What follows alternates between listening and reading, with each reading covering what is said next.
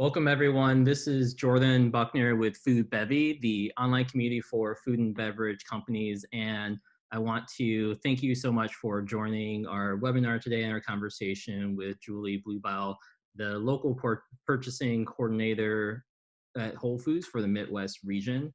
We have a really exciting conversation today and looking forward to kind of the questions that everyone submitted in advance and asking some of those.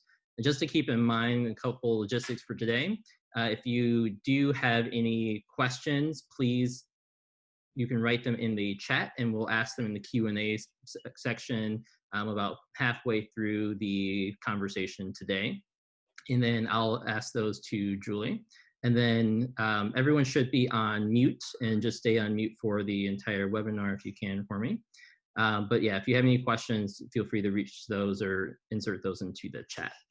And so as we get started, I also want to introduce Nicole from Gorgeous, our sponsor for today. And she's going to tell us a little bit more about the platform, and then we'll jump into our interview with Julie.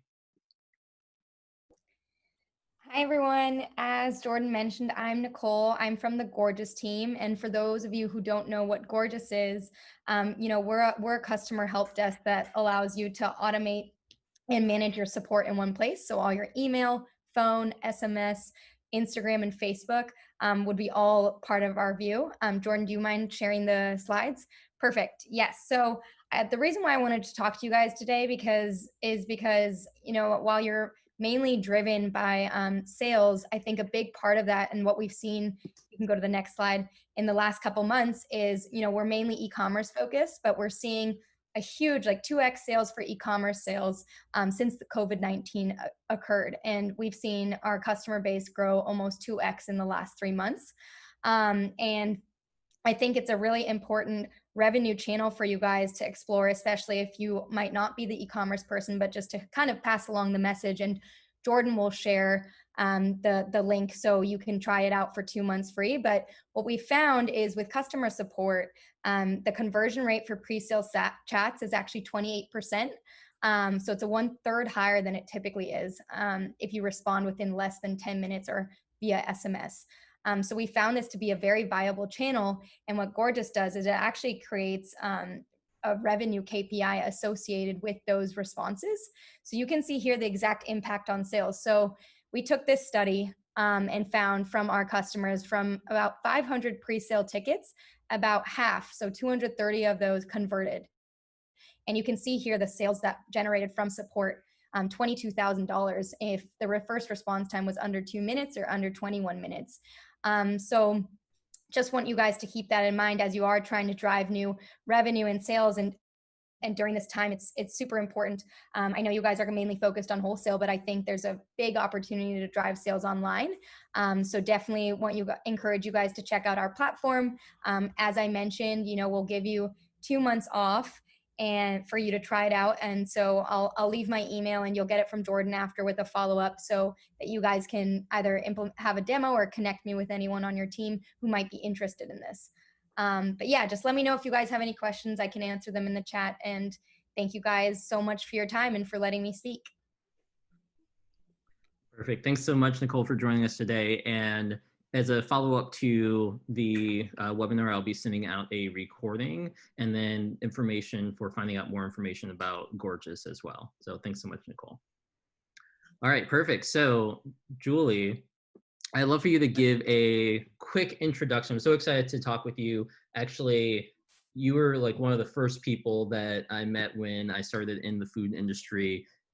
T-Squares was just literally, I think, a month old as a company when we met you through one of the local organizations to attend one of the buyers events or the vendor events when the Inglewood Whole Foods store was actually opening in Chicago. And I remember I was not able to go to that actual meeting, but my other co-founders were, and I was super nervous the entire time. But we had a great response and great conversation, and we ended up launching in Whole Foods with T-Squares, I think like 3 months after our company started, so incredibly quickly. And just really want to thank you and the team for enabling us to do that. And it's been a very great and interesting journey along the way. But that said, Julie, I'd love for you to give a quick introduction into yourself and your experience. Sure. So I'm Julie. As Jordan said, I am the local coordinator here at Whole Foods Market, specifically for the Midwest region. So a little bit about my background. I've been with Whole Foods for 12 years, which seems insane. It definitely was a job I thought I was going to have for 3 months. More than a decade later, I'm still here. So it's a decent company to work for. But I started in our stores. I started as a cashier. I worked on our education team, as well as the marketing team. And then about 6 years ago, I came over to the purchasing team. So I'm based in River North in Chicago. And for the past 6 years, I've worked on the local team. For us here in the Midwest, we cover Minnesota, Wisconsin, Missouri, Iowa, Illinois, Indiana, Kentucky, Ohio, Michigan, and then the province of Ontario. And the local team works with any small or emerging brands that are looking to get into Whole Foods, have questions about what it's like to work with Whole Foods, or once you're in, just need help navigating our systems. So we work with anybody who sells body care, produce suppliers, CPG suppliers, a wide range of producers. The only qualification is really you have to be local. So your product has to be made and manufactured in the state where your product is being sold. And you have to be a small business that needs help and wants to talk to me. But we are a very small team. So there are 2 of us, myself and Buddy Levin, who would be answering any emails you guys send us. And we work with a ton of really great small brands here in the Midwest. Perfect. Thanks so much, Julie. And then just for a sense of the audience, I know we have a mix of early stage brands or brands who are interested in potentially working with Whole Foods. And I also know we have a number of brands who are currently selling in Whole Foods, mostly in the state or a region, not necessarily nationally. And so just for a sense of who the audience is. And so first, I'd love to get a sense of the state of Whole Foods as it is now. I know all of our businesses have been rocked by the pandemic, but want to share with everyone in terms of how Whole Foods is operating. Is there a sense of kind of, process or normal now in terms of, kind of from the vendor perspective as well, and how things are operating? Yeah, so obviously the past 5 months have been insane for all of us personally and professionally. March and April, I would say, were extremely difficult for our stores just in terms of the roller coaster of shopping patterns that we saw, really knowing what customers were going to buy, how quickly things were going to sell out, getting trucks to the store to restock, all of that. Obviously, if any of you guys went into a grocery store during those 2 months, you saw it too. I will say that things are pretty much back to normal in terms of ordering and shopping patterns, people coming back into the stores. We have seen a really big increase on some of the online delivery programs that we have. So we work with Amazon for our delivery program. Obviously that has had a huge uptick, but I will say that we have a lot of customers that have come back into the store. A lot of people are back in doing the regular shopping, spending more time in the stores. There's less of a fear than I think there was in March or April. So from the vendor side of things, not much has changed. So even during some of that chaos that we saw early on, there wasn't any differences on how orders were being placed or how they were being received or things like that. Some suppliers, I would say, lucky ones had a good increase in business. A lot of stores started ordering more from smaller suppliers as we were receiving out of stocks from larger companies that were stocked at UNFI. And so we did see several brands really grow into more stores. And then on the opposite side of that, we also saw, some of those specialty items, maybe people weren't really lingering, picking up things that they didn't necessarily need. They were just there to get the essentials. But I think most of that has really evened out at this point. What were some of the categories that saw the largest upticks? And then what were some of the categories that kind of did the opposite and actually decreased during the time? So I can't really speak to the company as a whole. I mean, obviously you guys saw, if I said toilet paper and hand sanitizer, like, yes, those received a huge uptick. In terms of like the local products and the producers that I work with and the suppliers, we saw a pretty good increase on things like tortillas, bread, anything that was frozen really, if people were doing grab and go smoothie cups from the freezer, products like that. Pasta sauce, obviously people were really stocking up on those pantry essentials. The areas where we saw more of a decrease was really anything in prepared foods. So suppliers that were selling ingredients to be used like on our salad bars, the salad bars are still for the most part not open. And so we weren't really seeing people gravitate towards those grab and go items. Same with some like lunch products that typically people would come in and grab during their lunch break. Most people are staying home. Most people are doing more cooking. And then I would say, surprisingly to me, people weren't buying a ton of bakery products. I guess it's probably because people were baking at home. I saw many banana breads being made. But yeah, those were the two areas that we were really hit the hardest. And then Kim asked, how is the prepared food section doing just generally from what you've seen? And is there a sense that the cold and hot bars are going to come back, or are those going to change? They will come back. Some stores are piloting reopening them. There's a whole plan in place. I'm not super involved in it just because I don't oversee that team. But they are working to reopen the hot bar and salad bar. Perfect. And then what does the rest of the year look like in terms of category reviews and onboarding new products? Yeah, so nothing in that regard really changed during the past couple months. The folks that review new items and do category review, we're all people who don't work in the stores, so we are people that can work from home. Our jobs have remained pretty consistent. So the category review process has continued during this whole thing. So the rest of the year will be the same as if there was not a pandemic on that side of it. We have moved forward with all of our rounds. We've taken our meetings. They've just become virtual. Some of the changes that we've seen really is more, we're not taking in-person meetings with suppliers, so there's no opportunity to really present to us other than the information that's shared via email. And then we're not accepting samples unless we request them. So where people would typically just send samples to our office, a lot of us aren't going to the office. And so for my team, we typically review the submissions and then decide which ones we're really interested in. And then we'll reach out to the company. We'll set up, I'm going to be in the office next Wednesday. Can you drop off samples then? Or can you arrange so that they're shipped to the office next Wednesday? I'd say getting samples has been kind of the hardest piece of it, but nothing in the category review process otherwise has changed at this point.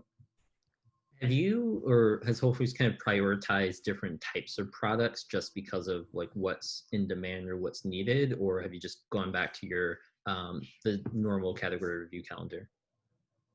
Yeah, it's just the normal category review calendar. We didn't add in any additional reviews for like very exciting categories. We're not reviewing bread more or pasta sauce more. We're, I would say doubling down on some of the commitments to those suppliers to make sure that we have that stock on hand, but we won't be reviewing those categories more often. Typically for us, our review calendar will go usually March through December or March through January. So we could see some changes for next year, but those decisions are definitely made much higher up than me. So not sure. Okay. And then for new brands that have not started a relationship with Whole Foods yet, I know many of them would kind of go in, talk to their local store manager and build a relationship with them who might introduce them to a local coordinator. What's the best way for new brands to get in touch with the local purchasing coordinator for different regions now?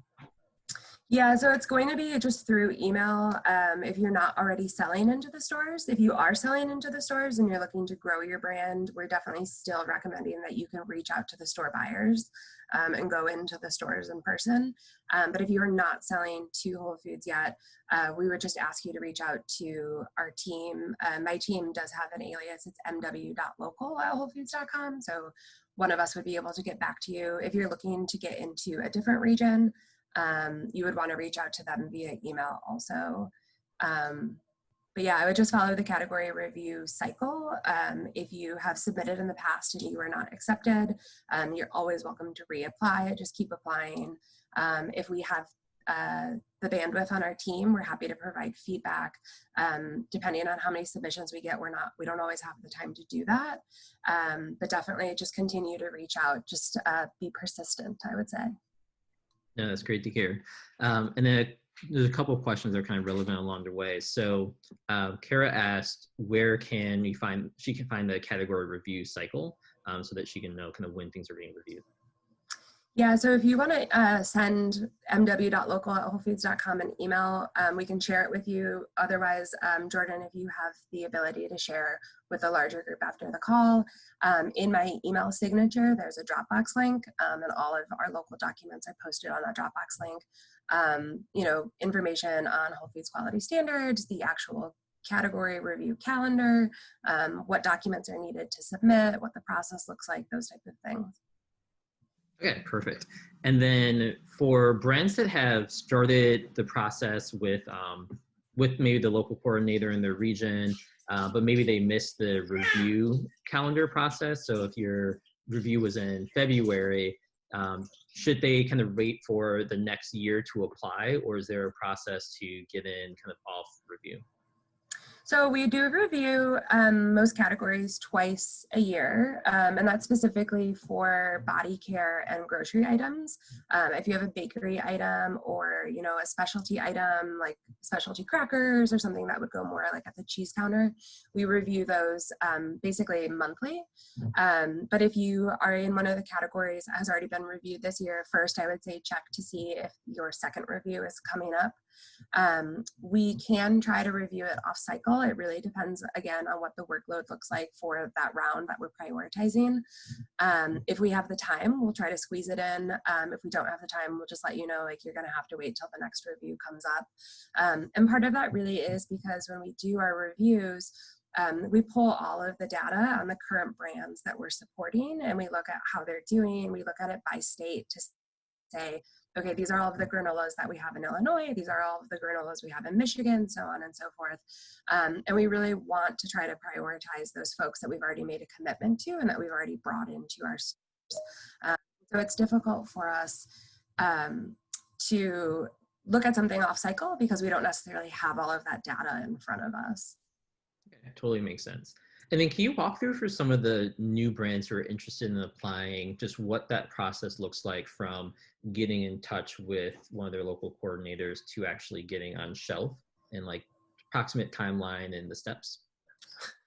Well, the timeline, I would say, is often very dependent on the supplier and your ability to fill out paperwork correctly. I would say getting into Whole Foods and doing all of the paperwork is not easy. So, you know, I understand that also. But basically how it works is, say you, you know, I have this coffee here from Wisconsin. Great. Try it if you haven't. So this coffee company, they contact us. They say, I want to sell my brand to your stores. We review ready to drink coffee, say we reviewed it last month, and we decide this is a really great product. We want to move forward with it. We would have to have a conversation about the number of stores that the producer is able to support. Also, we would want to talk to them about whether or not they're already set up in distribution. For local products, we don't make commitments to distributors. So once you're a regional brand or you're a global brand with Whole Foods, that's when we would help you or assist you getting your products like at UNFI. For local, we don't make those commitments. And so if you are working with a smaller distributor like Natural Direct, or you're working with one of the larger distributors like Fortune, that's great. But we would not necessarily put you in there. So that kind of will change the conversation on what the paperwork looks like. But say, you know, we decide to move forward, you're going to deliver direct. You can handle about 5 stores in Chicago. We would walk you through all of our paperwork, so the banking information, supplier agreements, those type of things. The insurance portion, I would say, is typically a difficult thing for folks to figure out. I can see Lisa Marsh nodding her head. She understands insurance, very difficult at Whole Foods. And then from there, about 3 years ago, we partnered with a company called IX1. It's a requirement for any products that are brought into our stores. There is no way around it. And so we would work with you to get your product set up in IX1. It is a third-party company, and so you would sign up for a membership with them. You would pay to have your products captured by them. We do have a limited capture program, meaning that we understand you're a small business, so you wouldn't pay the full fees that larger companies pay, but you would have to get your products set up in IX1 before we could put them in our ordering systems. And that portion alone typically takes about 8 weeks. And then once your products are in IX1, once you have gone through all of the paperwork and the insurance part and all of that, then we would be able to actually list the product in the ordering system where our buyers at the store would have visibility to it. So I would say sometimes I see people get through in 2 months. Sometimes I see people a year later send me emails and they're still filling out their paperwork and they kind of come out of the woodwork. So it is really dependent on how quickly you're able to navigate those systems. If you know how to use a computer, you will be fine. Perfect. And then in terms of brands that maybe there's one company that manufactures their product or imports it from another country, so they wouldn't qualify for a local program, at what stage would they kind of enter in, and who's the right like buyer level for them to talk to? Yeah, so we get a lot of questions about products that are imported and what qualifies as local and what doesn't. And so the way that we look at it is if you import something and you change it to make it your own. So you import green coffee beans, you roast them, you have your own blend, you have made a different product than what you originally received. We would consider you local. If you import something like olive oil and then you just put it in a different bottle and you sell it, we would not consider you local. Those folks would need to apply for the regional program off the bat. I would say for small businesses, that can be a little bit difficult, but I have seen it done in the past. I've seen a lot of success with other companies. That information you're able to access on our supplier portal, which is a link that I can share with you, Jordan, you can send out to the group as well. But basically the application would be a little bit more formal. It would go to a different set of buyers. It would not come to my team. And you would have to have distribution secured, and you would have to have the ability to automatically start with your product in something like 70 stores. Perfect. And then for moving kind of a little bit deeper, so a couple of brands that are already selling at Whole Foods, they're maybe in a couple stores or just starting to expand to a state. What have you seen other brands do in terms of helping to build awareness? Because you can't demo anymore, at least right now at the store. What can they do to really push their products to consumers? Yeah, so the demo program is going to be starting back up, just as a heads up, but it will be different. It's more of an educational demo. It's also what I've seen happening at Costco lately, but where you can come and stand at a table and really talk about your product instead of handing out samples. So we do know that not being able to do demos is really difficult for businesses, and especially difficult for small businesses. So we are trying to find a way to make up for that. Just wanting to keep everybody's health and safety top of mind, both team members and customers and you guys as suppliers. But I would say that some of the things that I've really seen are just the interactions with team members. So team members are still going to be, your number one champions. Making sure that you have that good relationship at each store that your product is sold in is really important. So whether you are able to put together kind of like a one-pager explaining more about yourself that they could hang in the back on, a bulletin board, or they could share amongst their teams. I would say a couple brands have reached out to us, or at least reached out to us earlier on in this pandemic. And we're kind of thanking the team members in the store for being essential workers and for supporting their brands. And so they were dropping samples off at the store or products just as like a thank you, but also as a way to get the team members to try your product. And then I would say, if you haven't run a promotion before, that is going to be your number one way to get people to pay attention to your product. So if you are not regularly running promos, you should. You always should, but especially during a pandemic, you should. And then, I would say whatever you're able to do on your back end. So whether it's social media, if you're starting to pay for sponsored posts, how are you getting that message out to customers on your end is also equally important. Perfect. And then last week we did a session with RangeMe, and we kind of looked at what buyers see on the platform. Can you talk about your experience with RangeMe? Do you use it? Do you not use it? And if you do, how you use it, so that brands might have some insight in terms of like what you look for? Sure. So it's really different. It's not, it's different by person, I would say, to start. So you're going to get a different answer from every person who works at Whole Foods about how they use RangeMe and if they use RangeMe, depending on, what team you're on or what region you're trying to get into. I personally very rarely use it. It's not a requirement to have your product listed there, but I do know that RangeMe works with a wide variety of retailers. And so by putting your product on there, you are getting it in front of multiple people, not just Whole Foods. And I would say that the times that I have used it, it's because I'm looking for something very specific. So when I sign into RangeMe, it tells me I have like 10,000 new items to review every day. I don't have the time to sit down and look at those. But if I wanted, say, an organic granola that is made in Kentucky, I could go in there and I could set those parameters, and I could say, like, I want the attribute of organic, it needs to be manufactured in Kentucky, and I would be able to source it that way. So for me, it's a really specific tool, and that's kind of where it ends. I would say if I find something on there that I am interested in, I'll usually contact the supplier and move it off of that platform. If people message me on RangeMe, I don't get like an alert, and I sign into RangeMe like once every 3 months. So definitely, message me via email. But yeah, I think there are some buyers that use it pretty frequently, and there are probably a lot of people at Whole Foods that have never used it at all. Yeah, and that's what I've tend to find with other buyers that I've talked to as well. Some use it a lot, some don't use it at all. And so as brands, we've just had conversations around the usefulness of it, or really around the expectations of what RangeMe is actually going to do for your business. Yeah.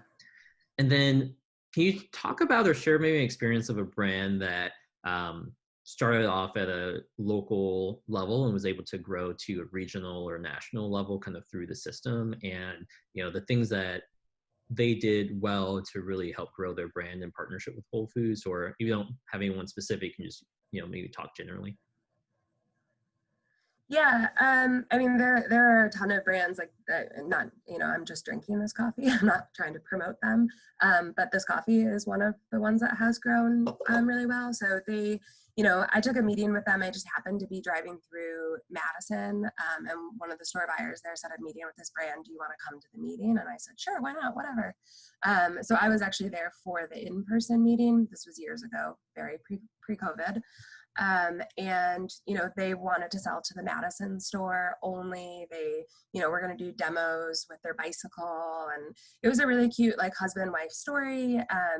They were just kind of getting started. They had been making nitro coffee but selling it in kegs to coffee shops and things like that, and they had just bought a canning line, and so I would say just their sourcing and where they were getting their coffee from, their transparency, those type of things really spoke to me. And we tried them at the Madison store. I would say their retails were perfect. Like, they came in with such a great price, and that's probably part of what made them really successful. But they started just in the Madison store. From there, they reached out and they were like, "Hey, we want to get into Milwaukee and Wauwatosa." And we were like, "Please do." And so they grew that organically on their own. From there, the sales were doing really well. And so they asked if they could grow into Chicago stores. They did all of the legwork themselves. They started, the conversations with store buyers. I would say it came in at a really good time. It was before like everybody in the world is now making canned coffee. And so most of our buyers were just really excited about the product, excited to have something new on the shelf, and said yes. And then from there, we helped them get into distribution. And at that point, they did a packaging refresh. So understanding that a lot of times when you're small and you're in a couple stores, your product may look one way. And as you grow and want to have, a regional presence, you really have to have a more buttoned up package. So they redesigned their cans. They asked us for feedback. We provided quite a bit of feedback just about what was written on the cans, the colors of the cans, just everything, the artwork, the design, whatnot. That's something that the local team is always happy to provide, is just feedback on your packaging. And then from there, they submitted for a regional review and were accepted, and they were accepted mainly because of their metrics, because they had amazing sales to really, show that they did awesome in Madison, where they were local, where everybody knew their name. And then they came to Chicago, where nobody knew their name. Nobody, they weren't being called out as local. Nobody knew their story, and people were still buying their product. And that's one of the, the really important things that we look at too, is that while local is really important and it's really great, it's only going to get you so far. And so as you grow your brand, your story has to be less about local, and it needs to be more about the actual product.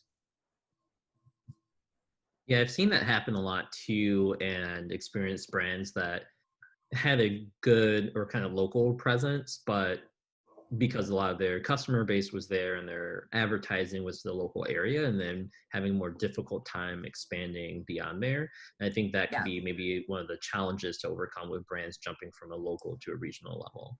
Yeah, we see that. I'd say we see that quite a bit, and a lot of times it will happen with products that are, they've really made a name for themselves in their home state, or they really latch on to something like Michigan cherries, and people in Iowa don't necessarily care about Michigan cherries quite as much as people in Michigan care about those cherries. And so you just have to think about the wider audience.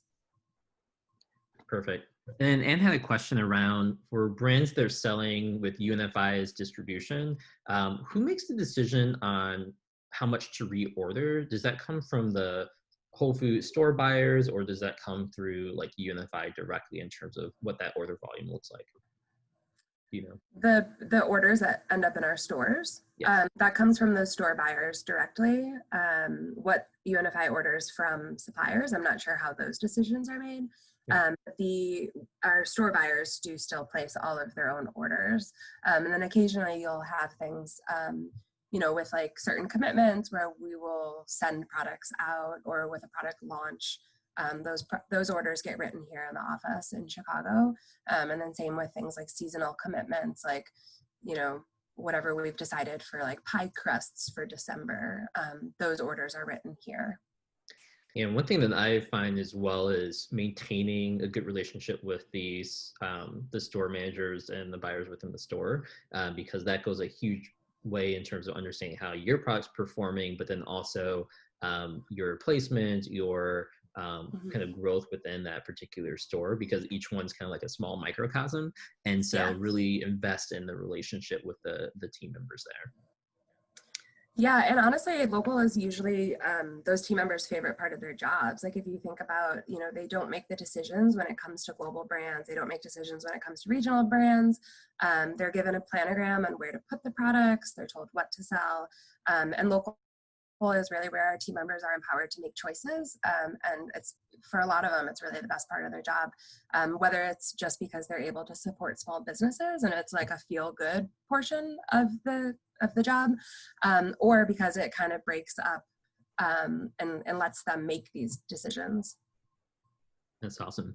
And then Kim asks, what's the transition look like going from local to regional, and then regional from national, in terms of like, is it based on store count or kind of expansion? What does that look when like the actual team kind of switches off? Yeah, so local would be considered optional, right? So as a local brand, the stores have the ability to really decide if they're going to sell your product or not, or if they have space in the category or not. Once you are a regional brand, whether it's through something like grocery or whole body, you would be part of a planogram. So that is a formal submission that you would make to the regional teams, not to the local team. For things like bakery, when I say planogram, it's basically the same thing as a core list on those teams. But that is where you are given a commitment of how many stores, how many facings. You're part of a planogram, so the stores are being told where on the shelf to put your products, those type of things. Regional is you're part of a region. You could be part of multiple regions and still be a regional brand, but you have a relationship with those regional buyers.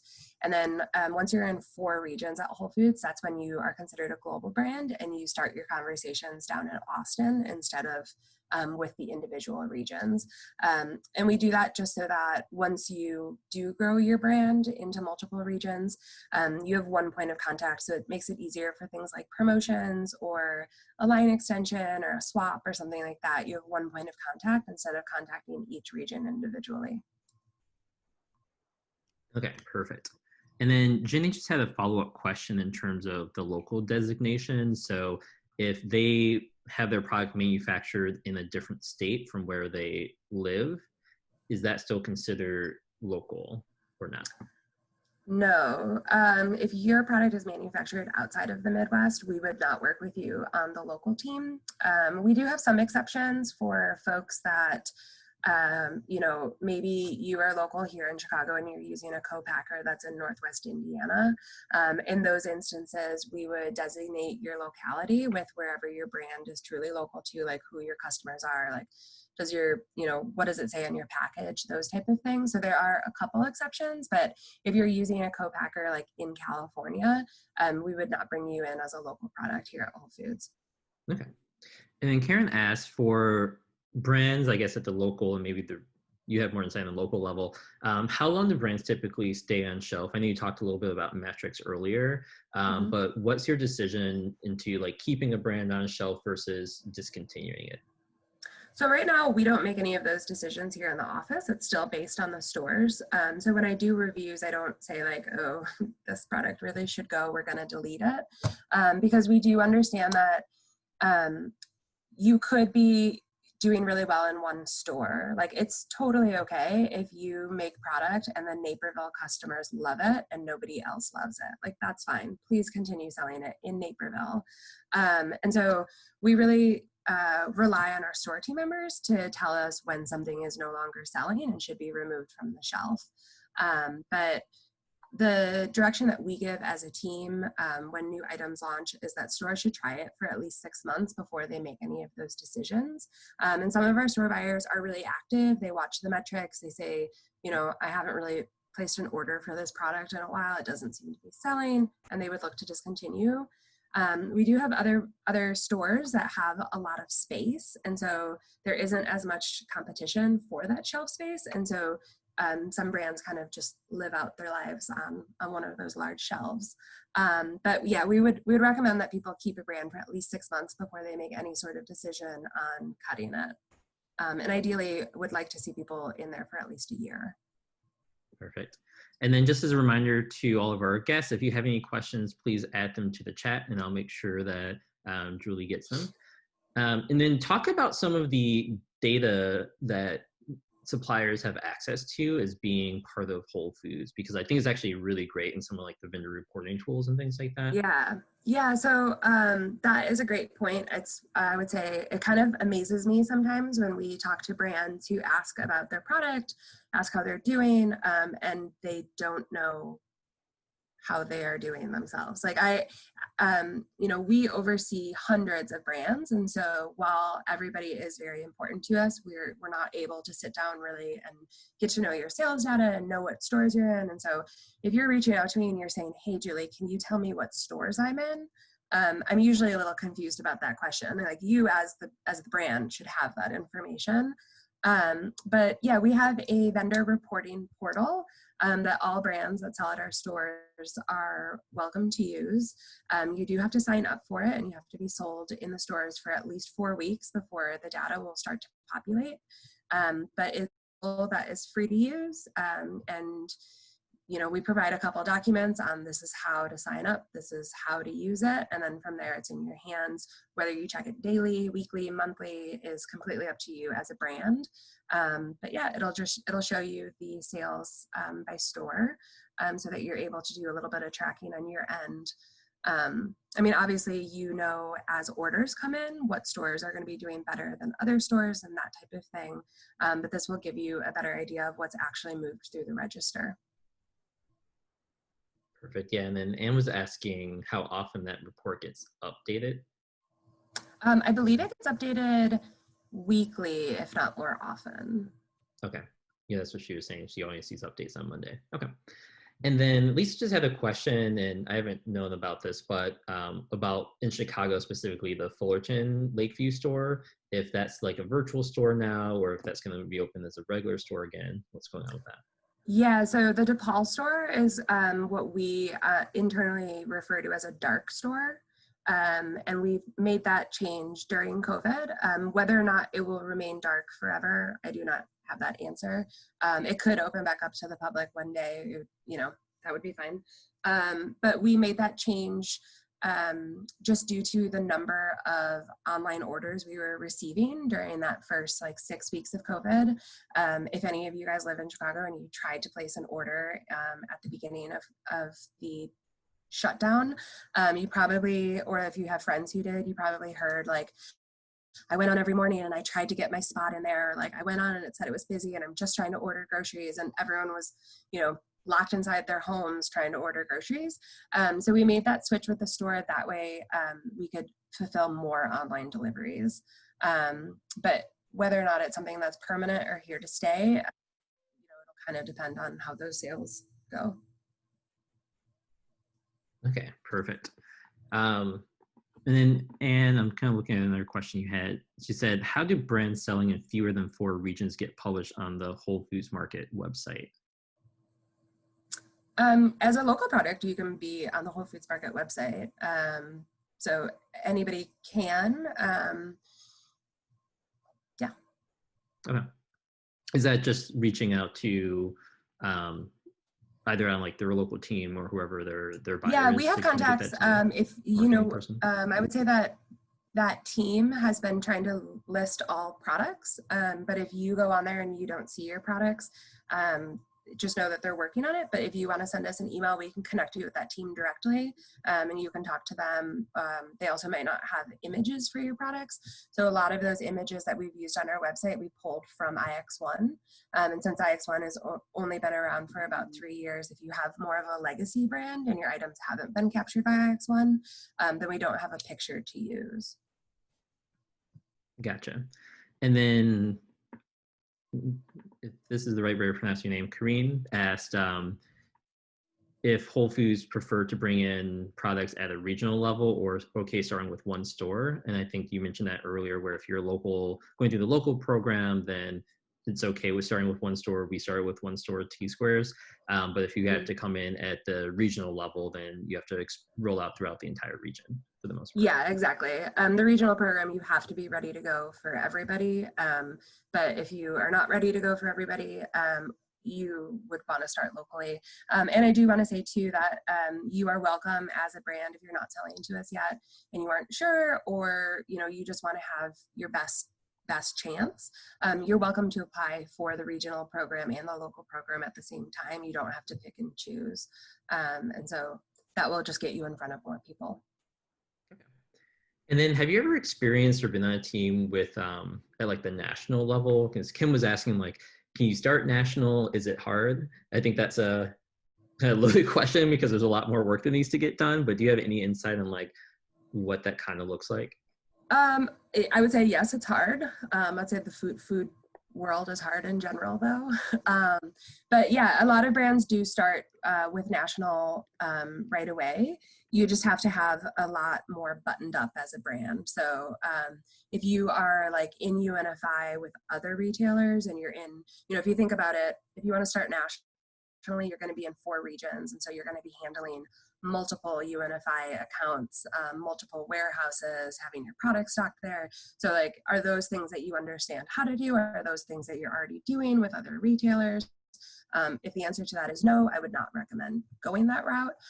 But if you are further along in your business and you understand national distribution, by all means, you're welcome to apply for global. You could apply for global, regional, and local at the same time. just know that those applications all are different and they all go to different people. Gotcha. Makes sense.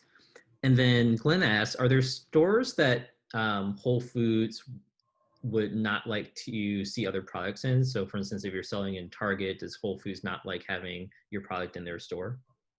No, I would say I understand as a person who's been working with local brands for the past 6 years that you guys have very tight margins, that you are trying to get your brand out there. Brand awareness is huge. You're trying to make money. You're trying to support your family. Like, the more stores you can get into, the better. I would never look at a brand and say like, oh, I saw this at Target, so I'm not going to bring it in. It's just not part of the mentality here in the local program. Like, we truly want to support small businesses and we want to see you guys grow and succeed. And so please be in more retailers. Also, it takes less pressure off of my shoulders if you have your product somewhere else. And then in terms of like regional and global, you know, it might be taken into consideration, but it's definitely not, it wouldn't prohibit you from selling your products. You also, you know, when you're submitting, you could look at something like an exclusivity with Whole Foods, whether it's on a flavor or, you know, you want to launch 6 months at Whole Foods and then sell to somebody else, or, you know, you've got these new holiday items, you want to just do those with Whole Foods. There's a lot of other things that you could do to make it stand out and show, you know, this relationship is a little bit that you're prioritizing it. But by all means, please go other places. And then are there shelf life minimums for center store items that Whole Foods needs to work with? So like if you have a granola brand, do you have a minimum shelf life that you need to have? No, I mean, nothing that's like written in stone. If somebody submitted a granola and it was like, this has a 1 week shelf life, I would say you're crazy, no way. I would say just whatever the industry average is what we would be looking for, depending on what the product is.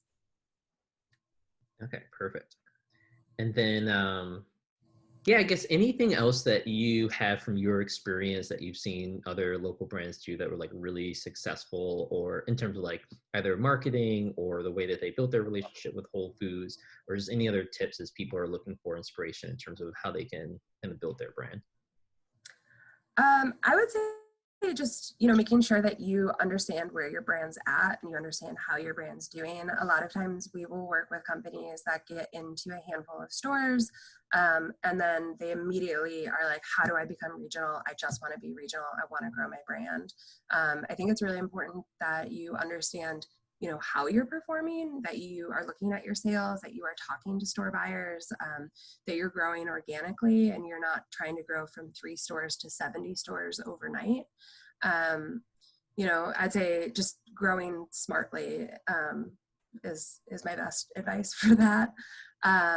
You know, I also want to point out too that once you do become a regional brand, you know, your product is part of a planogram, and so your product is going to discontinue another product. So if we bring you on the shelf as a regional brand, we are going to call somebody else and tell them your product is no longer going to be sold at Whole Foods. It's very different with local because we can kind of squeeze it in and we can make it work because it is an optional program. But with regional brands, just know that, you know, your brand is taking up a really valuable spot on the shelf. And so, you know, making sure that you have all of your ducks in a row. You know, you're not going to change UPCs tomorrow. You're not like rolling out new packaging. You're ready to grow. Yeah, and I think that's an important piece that a lot of brands mention, because it makes sense, you know, coming into a relationship like this, you're like, hey, I have a really great product and I think a lot of people would like it. I would love to have it sold on your shelves.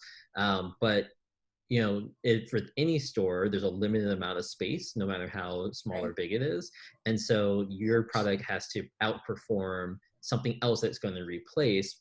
And that's really important. A lot of brands don't think of it that way. Yeah, and I think also, you know, just being aware of the category. And so if you are selling sauerkraut, it's very different than if you're selling granola, and it's very different than if you're selling ice cream. So really being familiar with like who your competitors are and being familiar with the dedicated space for your product in stores. And so, you know, whether you go to a store and you stand in front of that 4-foot section and you're like, you know, look at the prices, look at the packaging, look at just really know your category well, so that you understand what we're thinking about when we're making those decisions too. All right, perfect. I think that looks like all the questions that we have, Julie. So any closing remarks that you'd like to make? Just, I really admire all of you guys. I would say before, 6 years ago, before I had this job, I was like, I could maybe make a product and sell it to Whole Foods. And then now that I've been in this role, I'm like, I would never start a food business. It seems so hard. So please know that like, we really do appreciate you guys. We admire the work that you do. Local products to me are the best part of shopping, is finding those really new and unique items that you're not finding in mass grocers, or you're not finding mass quantities. So we just, we really appreciate the partnership. And then I would say too, like, please understand that we do work with hundreds of people, and we're a very small team, and we have not a lot of time in the day, and we can only type as fast as our fingers move. And so when I say be persistent, like, know that more emails and follow-up emails, that we are not going to take offense to them. We just can't get back to everybody in one day. And so just keep following up with us. There's nothing wrong with that, and we're not ignoring you. We just didn't have time. So just keep trying. Excellent way to end. Julie, the local purchasing coordinator for Midwest Whole Foods, thanks so much for being on. This is a great conversation. Thanks, Jordan. Thank you all.